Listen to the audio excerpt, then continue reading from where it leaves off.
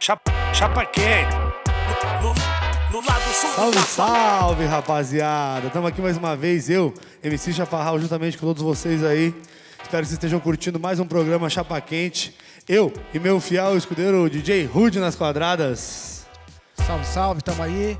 Hoje mais um Chapa Quente e hoje com uma representação muito importante aqui, que vai ser a minha colega de trabalho, né, e prof, teacher, Rieta aí, que manda muito na arte aí do grafite, vai estar deixando uma ideia muito massa aí pra estar contribuindo na cena do hip hop, é isso aí. Aí, ó, falou papo reto DJ Rude mais uma vez aí, já adiantou todo o pau pra vocês aí hoje. Mas nessa edição aí, gostaria de convidar então para vir aqui conosco aqui, essa que é a nossa colega de trabalho aí. Pode colar pra cá, Rieta. Ira, grande presença. Fica à vontade aí, pode sentar aí. Vamos trocar uma ideia. E é isso, rapaziada. Hoje tem uma Rieta aí pra trocar uma ideia com nós.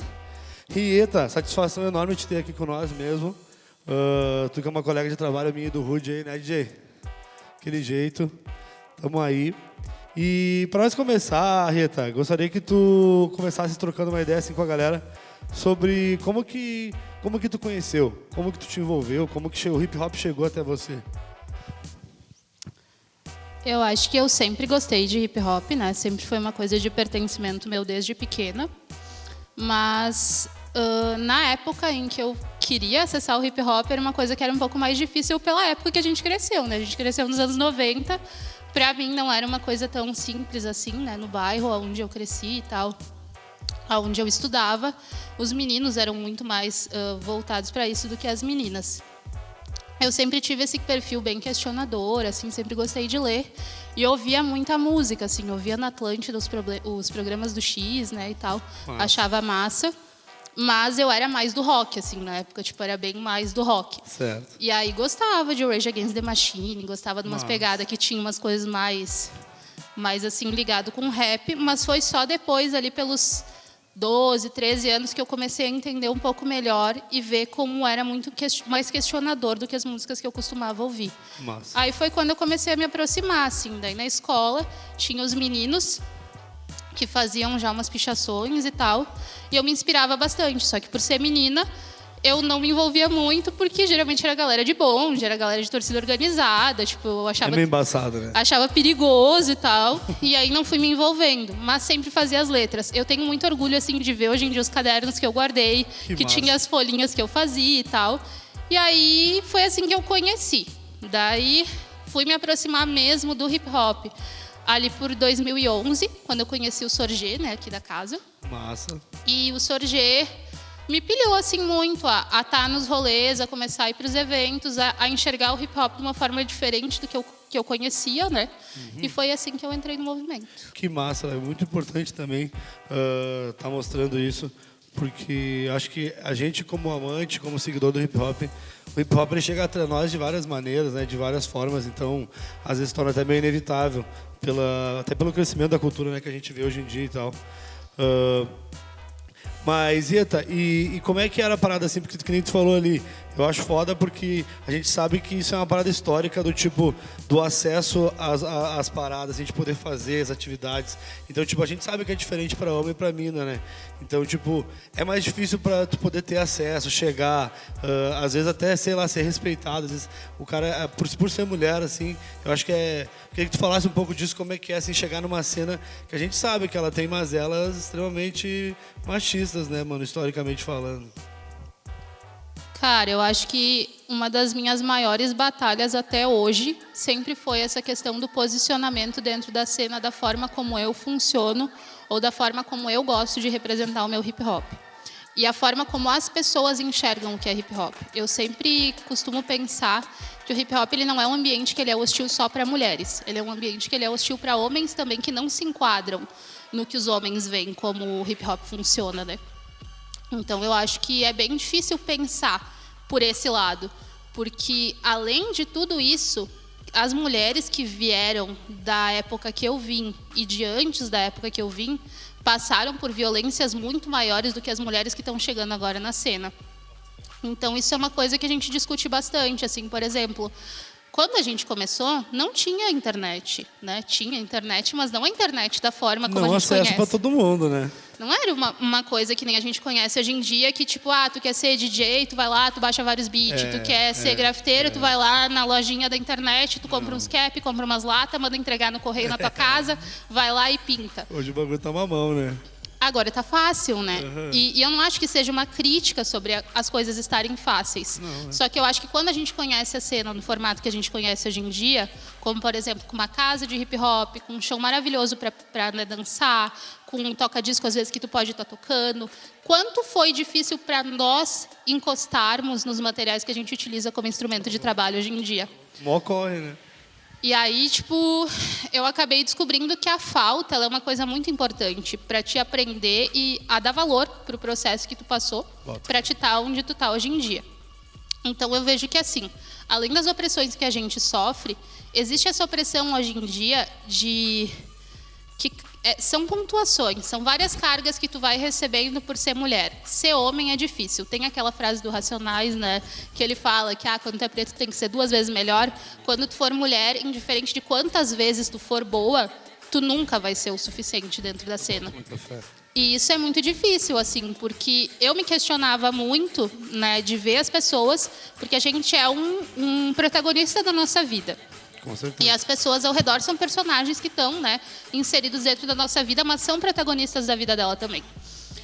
E elas te julgam, sem saber da tua história, sem saber do corre que tu faz, sem saber da vida que tu tem.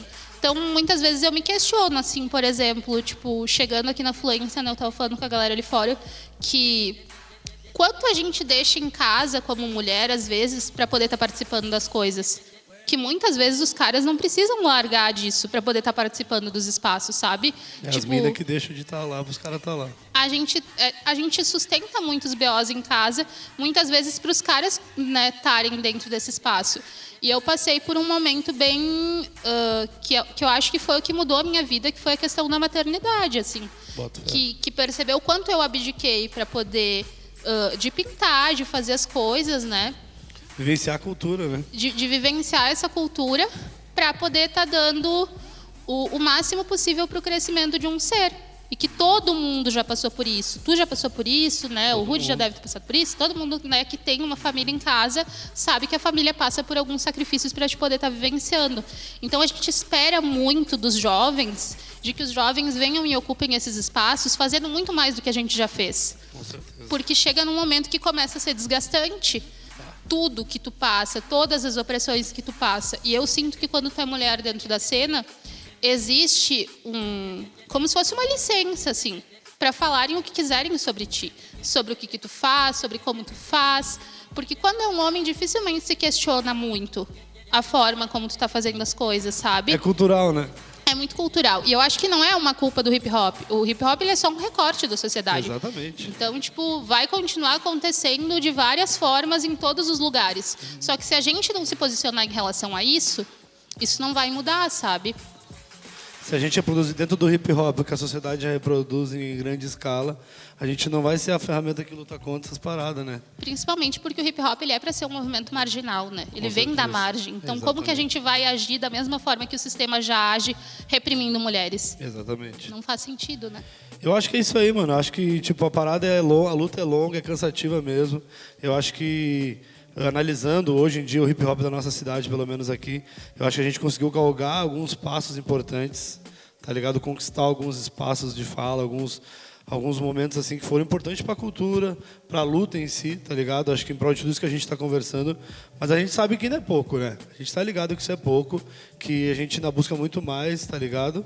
Mas é massa ver, tipo, pessoas como você, como várias outras minas aí que lutaram no passado, muitas hoje não estão mais aí, muitas ainda estão na luta, mas eu acho que é importantíssimo manter essa parada, essas ideias. Por isso que a gente fica muito honrado de ter com nós aí hoje trocando essa ideia, tá ligado? E outra coisa que eu queria trocar ideia contigo é sobre essa parada. E como é que é? O cliente falou agora. Como é que é a luta para se manter no corre, se manter como artista e ao mesmo tempo ter todo o corre de mãe, pá? Como é conciliar essa parada, tá ligado? Eu acho que essa é uma das maiores dificuldades que eu vejo, né, como mulher, de se manter dentro de um espaço. Eu acho que eu bato palma para toda e qualquer mulher que ocupa algum tipo de espaço, porque eu sei quantas coisas ela faz além daquilo que ela está fazendo naquele momento. E se essa mulher é mediana no que ela está fazendo naquele momento, ela já está sendo muito mais do que um homem, e não desmerecendo homem nenhum, mas ela já está fazendo muito mais. Pelo corre para chegar Porque até a gente ali. já sabe que o corre para chegar até ali é muito difícil. E que a gente sabe que tipo, não vai ser visto da mesma forma como seria visto se fosse um homem. Então Isso como algo grandioso. eu acho que, cara, lugares de acolhimento seriam lugares muito importantes para crianças, porque a gente não vê lugares que as crianças possam acessar e que as mães consigam ter o mesmo lazer que as pessoas normalmente têm dentro desses espaços. Então, eu vou te dar um exemplo meu dentro do grafite. Meu filho está com 7 anos, né? Quantas vezes um lugar é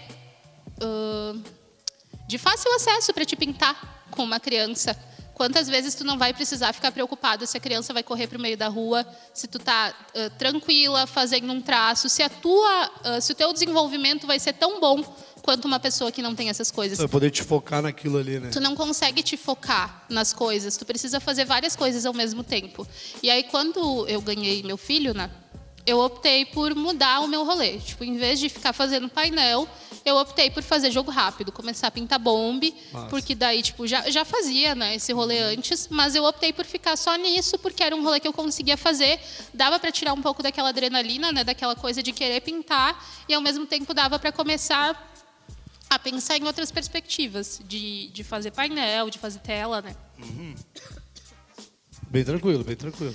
E aí, eu acho que foi mais ou menos o que eu comecei a pensar, assim, tipo, por que me cobram da mesma forma que as outras pessoas, se eu não vivencio da mesma forma que as outras pessoas?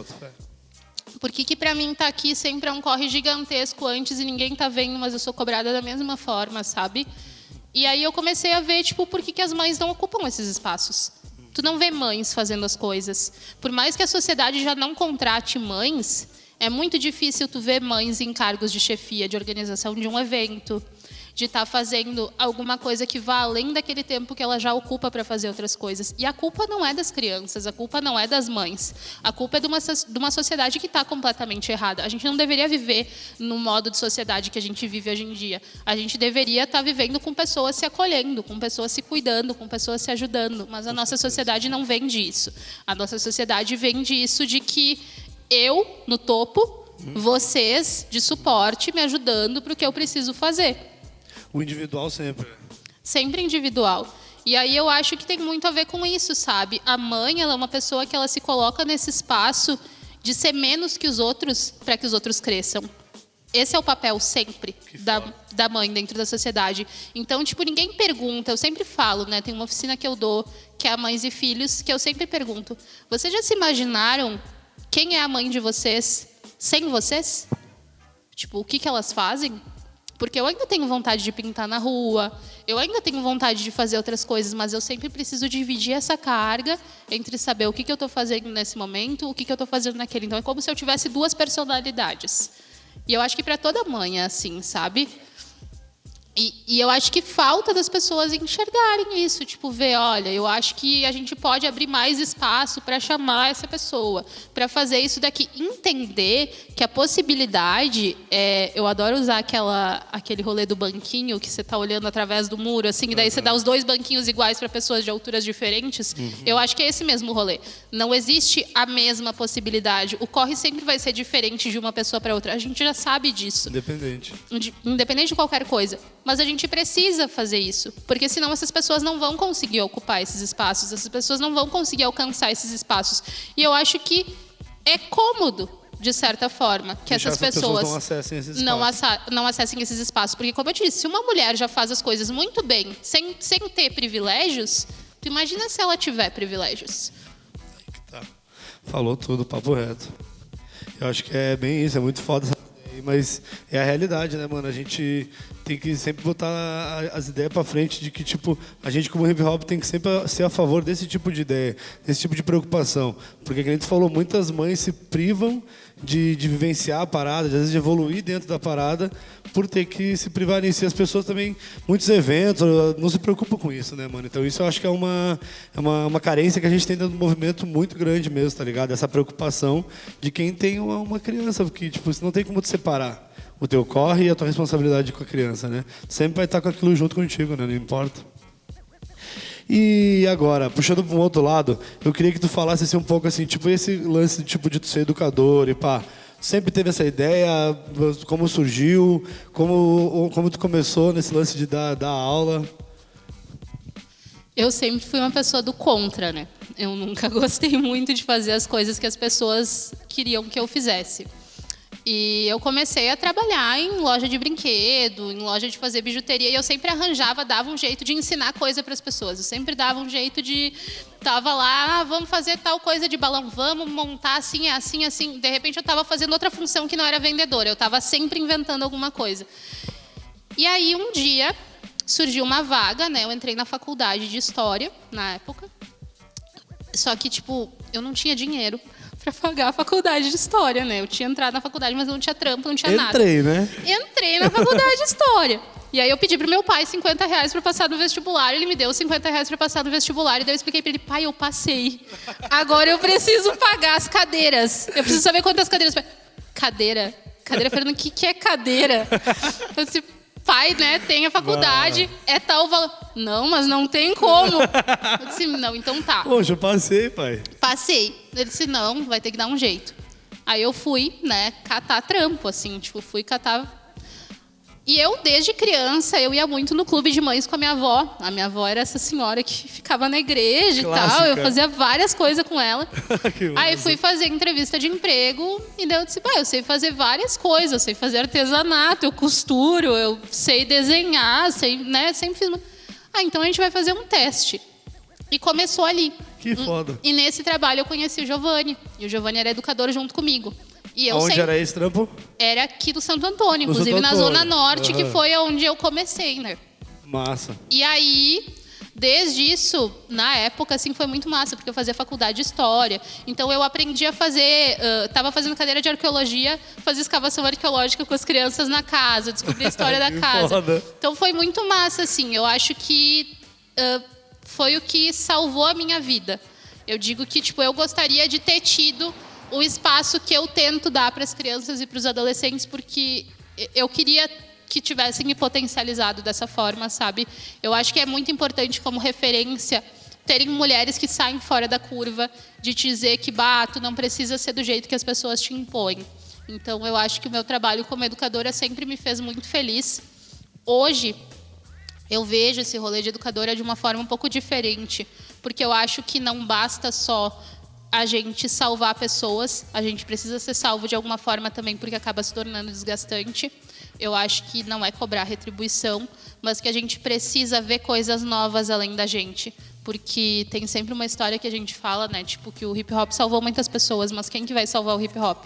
Porque se essa nossa geração continuar de uma forma que, enfim, que não venha se potencializando cada vez mais, a gente precisa de coisas diferentes, sabe?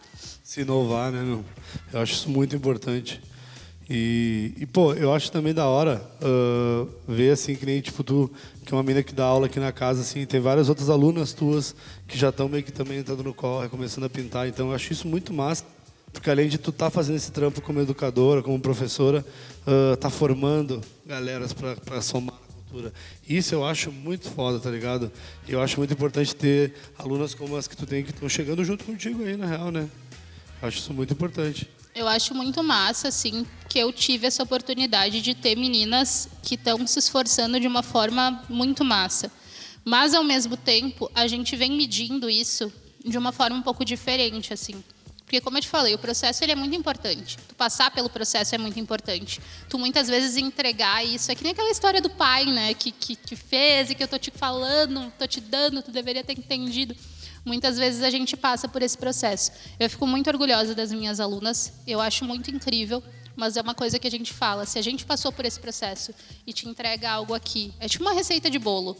Tu aprende a fazer o bolo sozinha, assim, tipo, erra várias vezes até tu acertar o bolo e daí tu entrega ele pra galera. Não, faz o bolo assim. Tipo, e a pessoa acerta. E daí a pessoa vai lá e vende, sabe? Tipo, é um processo que às vezes é um pouco difícil, que eu acho muito massa, eu acho muito importante que venha outras meninas. Eu acho que isso é uma coisa muito massa de ver que existem outras mulheres que estão fazendo o rolê acontecer, sabe? Mas que muitas vezes me dói, assim, que é um sentimento que eu guardo, de que quando eu comecei, não tinha muita gente, não tinha praticamente ninguém, sabe? Não tinha mina. Eu saí de Caxias porque não tinha mina aqui. Nenhuma mina que pintasse aqui. Pra acompanhar o rolê. Quando eu voltei, ainda não tinha muita mina também, sabe? Tinha Rima na época que pintava, que tava no rolê. E aí, tipo, começando a ocupar a rua. Mas mesmo depois de 10 anos, a gente continua com muito pouca mina, sabe? Exato. Então, quem é que fortalece esse rolê? Quem é que faz esse rolê continuar? Essas minas aparecerem, né? Essas minas aparecerem. E assim, o processo é tão difícil de se manter no rolê, a galera te desacredita tanto, que qual é o psicológico que tu tem para se manter dentro desse rolê? Porque eu tenho consciência de todas as violências que eu sofri nesses anos para poder me manter firme do jeito que eu tô. Né? Porque na internet a gente tá, mas no fundo a gente sabe que não é, né? Só vê os close, né? Mas é muito corre. É muito corre. Então, tipo, quem que viu esse processo desde o início? A gente vê, hoje em dia a gente está escrevendo projeto, hoje em dia a gente tem uma casa maravilhosa. Não digo só os projetos da Fluência, mas tipo os meus, independentes, os projetos que eu participo de outras pessoas. Por que a gente ocupa esses espaços, sabe? E aí, quando eu ouço podcast de outras pessoas, assim, vídeo de outras pessoas, da Negra Lee, da Tasha e da Tracy, de mulheres que são referência dentro do Brasil, da Ziza, no programa que teve dos Gêmeos lá que eles lançaram, tu ouve exatamente a mesma coisa que tu fala. Repete os relatos, né? E daí, tipo, tu troca ideia com uma mina do Nordeste, é o mesmo rolê que tá acontecendo aqui. Tipo, não é uma coisa só minha, tipo, não é eu que me sinto sozinha, sabe? E por muitas vezes, eu acho que é um recorte da sociedade que a gente vive hoje em dia. A galera vive muito pelo status, muito pelo Insta, muito por, vou bater foto que eu fiz um rolê e tal, tipo, massa. Cara, eu nunca esqueço que a primeira vez que eu tive contato com um livro de grafite foi num evento lá em Bento. E eu copiei todas as letras à mão, assim, num caderno. Porque, tipo, não tinha. Tu não entrava na internet e tu achava no Pinterest alfabeto de bombe. Tu tinha que catar, ou tu tinha que fazer, ou tu tinha que colar em outra cidade para conhecer o cara. Que tinha uma parada para apoiar. E aí, tipo, agora tem. E eu vejo que agora tendo, tipo, sabe, talvez eu faça, talvez não. Ou, tipo, se deu bastante like nessa foto, então, tipo, é só esse carimbo que eu vou fazer, tipo, não preciso mais evoluir, sabe? Isso é foda. Isso é foda. É foda, mas, mano, queria agradecer muito, assim, a tua presença hoje aqui com nós. Achei que foi muito importante, todas as ideias que a gente trocou. Queria deixar um salve registrado aí, rapaziada. Todo mundo que puder, acompanhe os trampos da Rieta, que ela é foda. Tá junto com nós aí, sigam ela no Instagram, procurem lá. Como é que é o teu vulgo lá? @Rieta. É isso aí, rapaziada. Procurem ela lá. Procurem o trampo da galera que tá no Corre Independente aí também, certo? Fortaleça todo mundo aí que tá na cidade, aí pelo Corre aí. Todas as minas que puderem fortalecer, fortaleçam, tá ligado? Porque como ela falou, às vezes todo esforço, às vezes, ainda é pouco ainda pro cara ter um pouquinho de valorização, um pouquinho de reconhecimento, tá ligado? E é isso, queria te agradecer e deixar esse espaço. Se quiser dar um salve pra galera aí, deixar um agradecimento, sei lá, fica à vontade aí, Rieta.